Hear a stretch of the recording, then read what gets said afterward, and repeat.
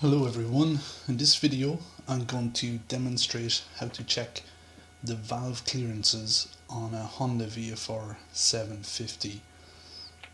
So this particular bike is from the year 1996, so it's the 94 to 97 model.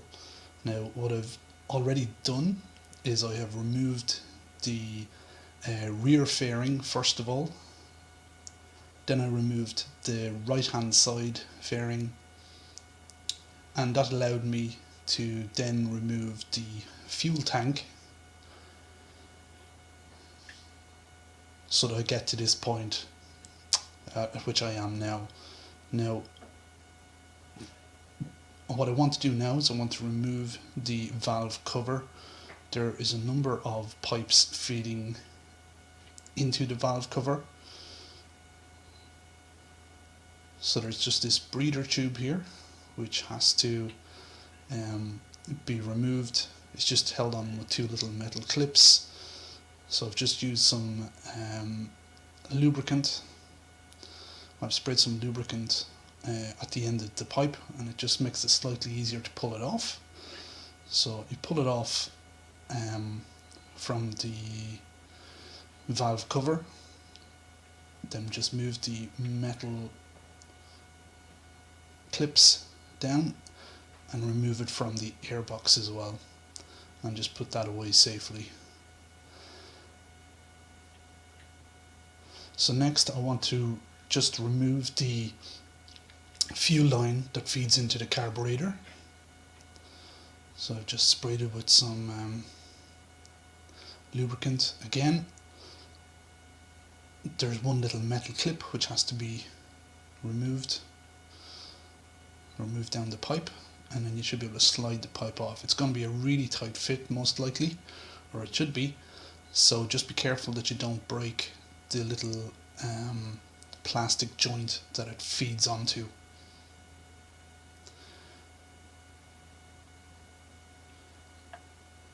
Next I'm just removing the spark plugs. This should just pull out of the spark plug housing in the cylinder cover and just put them to one side. I used cable ties just to tie them back out of the way.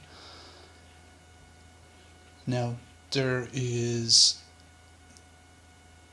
4 bolts securing the valve cover on, so they're at the 4 different corners. Now there is also 2 little small bolts that are screwed into the valve cover, which don't secure the valve cover on, but they actually secure a little plastic cover, or a little rubber cover. I suppose it's a little bit of shielding. So you have to remove those 2 bolts, and then you can pull the plastic shielding just out of the way, and then you have complete access to the valve cover and all the bolts that secure the valve cover on.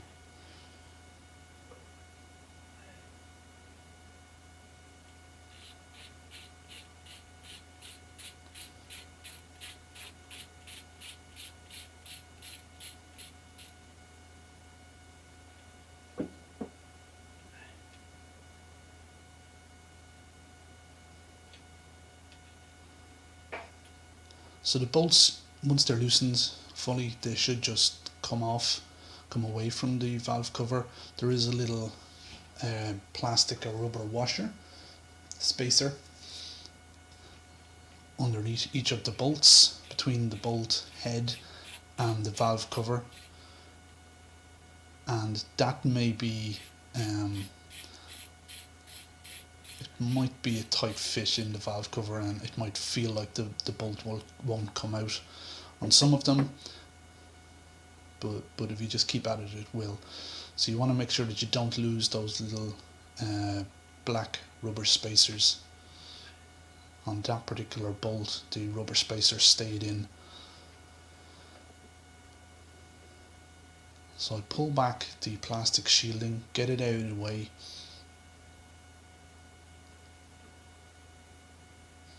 and I'm just going to remove the 2 bolts at the rear of the valve cover. none of those bolts should be torqued on too tightly. I think it's about 10 Newton meters for all of those 4 bolts.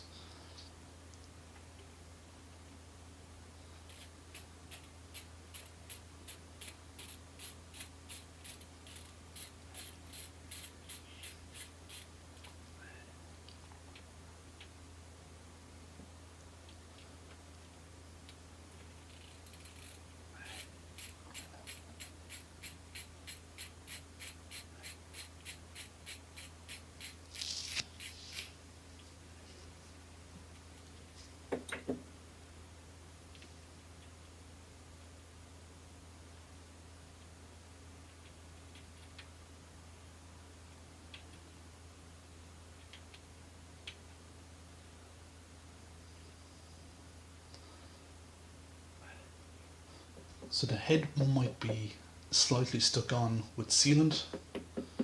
So just hit it, I'm hitting it a slight tap with just a little rubber mallet. Nothing too hard because you don't want to damage the aluminium valve cover. And the valve cover should just come away quite easily. Just check that no dirt falls into the engine. So with the valve cover removed, I can now remove the little engine cover on the right hand side, just in front of the clutch cover, or just in front of the clutch.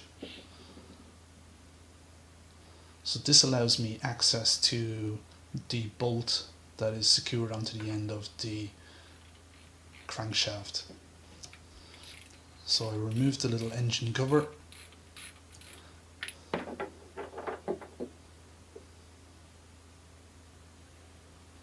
It has a little black rubber O-ring on it, on the actual cover, so make sure you don't lose that or damage it.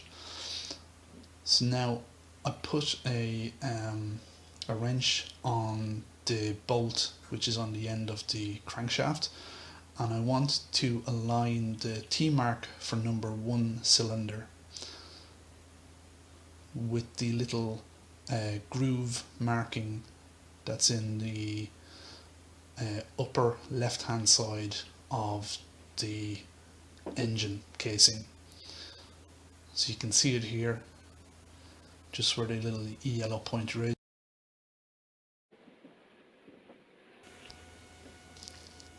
So with the T-mark of number 1 cylinder aligned with the cover mark, we now want to go and take a look at the cam lobes on the number 1 cylinder. So the number 1 cylinder is the cylinder on the rear on the left hand side. So the cam lobes should be essentially pointing up in the air. So that means essentially they should be pointing away from the valves on both sides. So both the cam lobe for the intake and the cam lobe for the exhaust should be both pointing away from the cylinder. And then we would also take a check of the camshaft gear. It has a little marking on it, so there's a little line marking on the camshaft gear, and that marking in this picture here you can actually see it's actually a previous mechanic who has worked on this engine. They have actually marked it additionally with a little bit of white paint just to make it easier to see, but essentially that marking should be parallel with the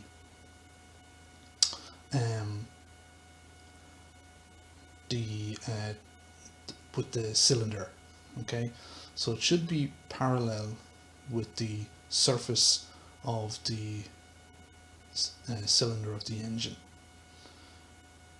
Now, if the cam lobes are not pointing away from the valves, as is the case in this picture here, In this picture here, we have one of the cam lobes, the one with the green pointer, the cam lobe is pointing away from the valve, but the cam lobe with the red pointer on it is actually pointing downwards towards the valve. So this position is actually a possibility.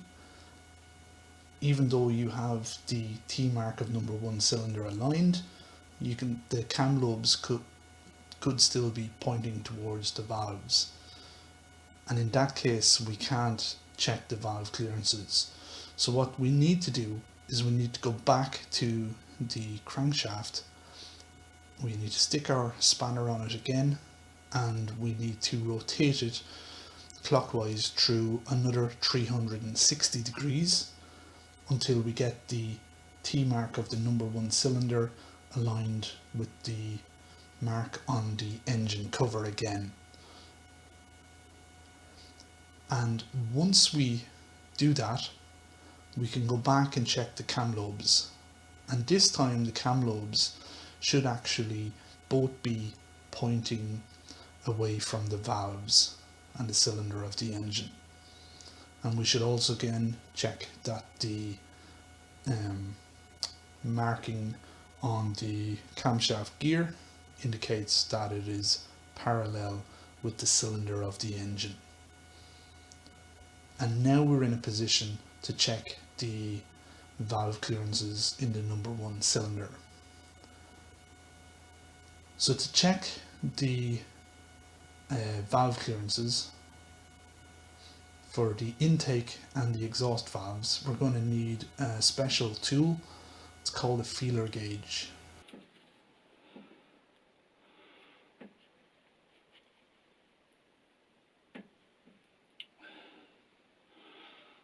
So 0.13.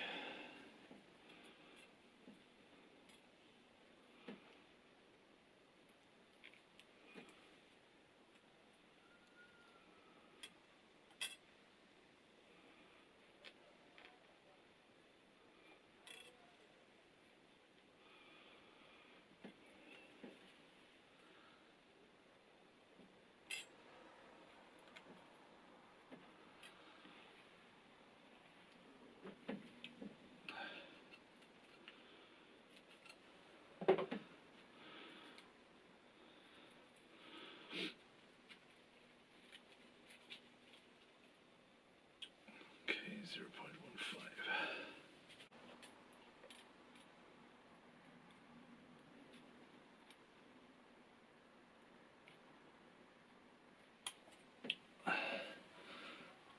Now that we go.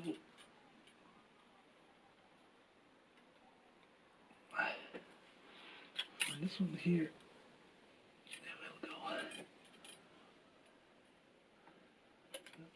No, this won't.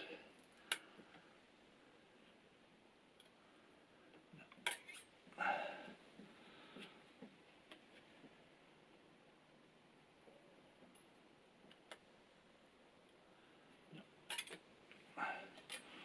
Try this again. It won't fit. Not properly. Well, just about.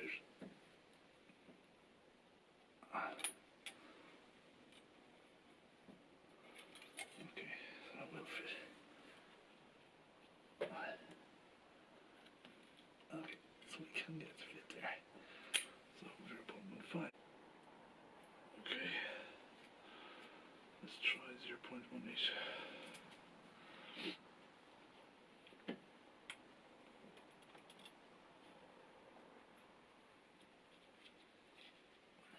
No chance that this is going in. It will not go.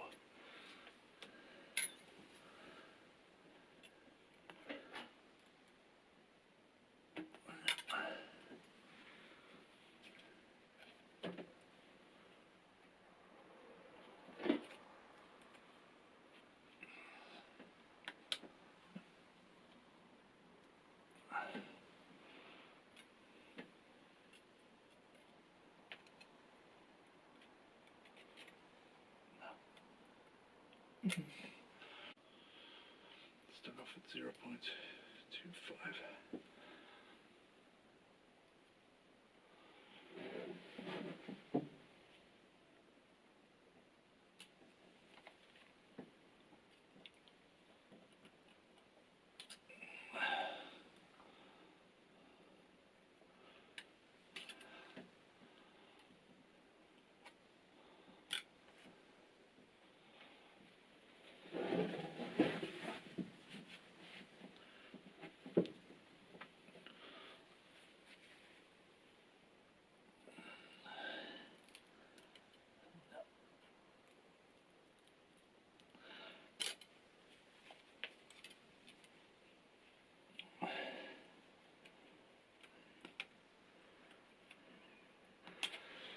No, 2.25 won't work. Let's try 0.23.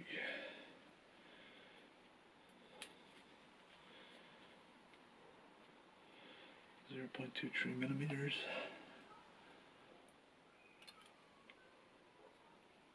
Yep, that will go in.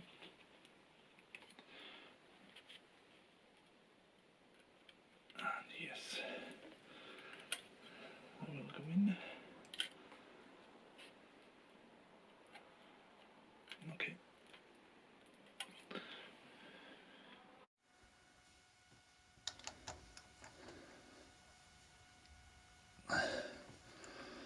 Let's rotate 180 degrees.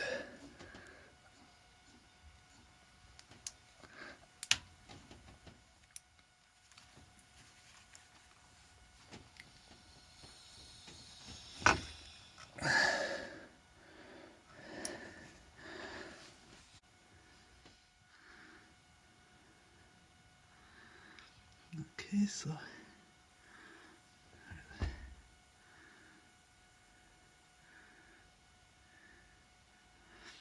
T3.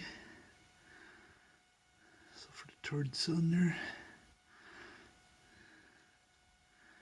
is on the mark just here.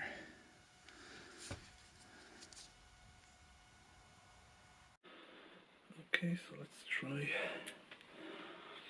on the intake port, try 0.13. So it goes through nice and easy. And this one, that goes through nice and easy. Okay, let's try 0.15.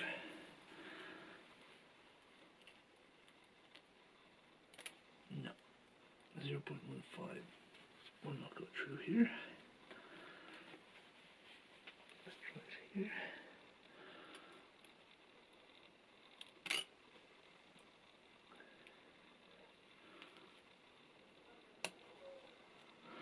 Just about goes through there. Just about. So 0.15 on that one. This one, no way. Let's try 0.28 on the expo or the exhaust. 0.28. No, that isn't going through. No.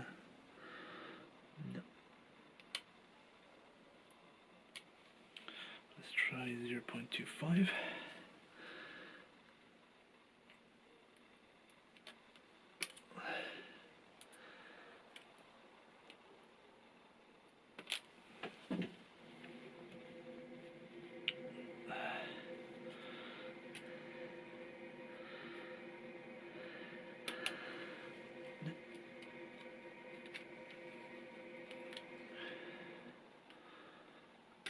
No.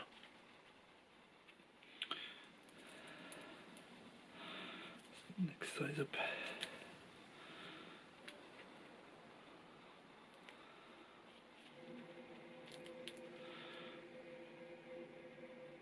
So 0.23.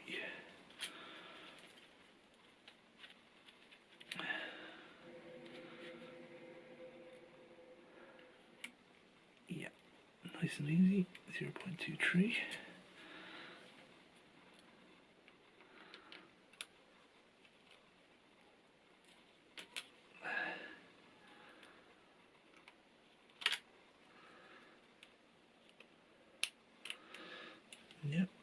tighter, but it goes through. That one's nice and loose.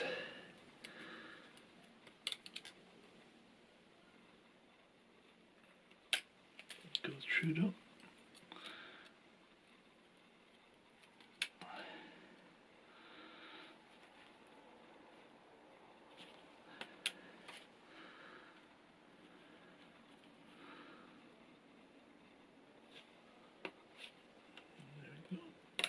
Okay, 0.23.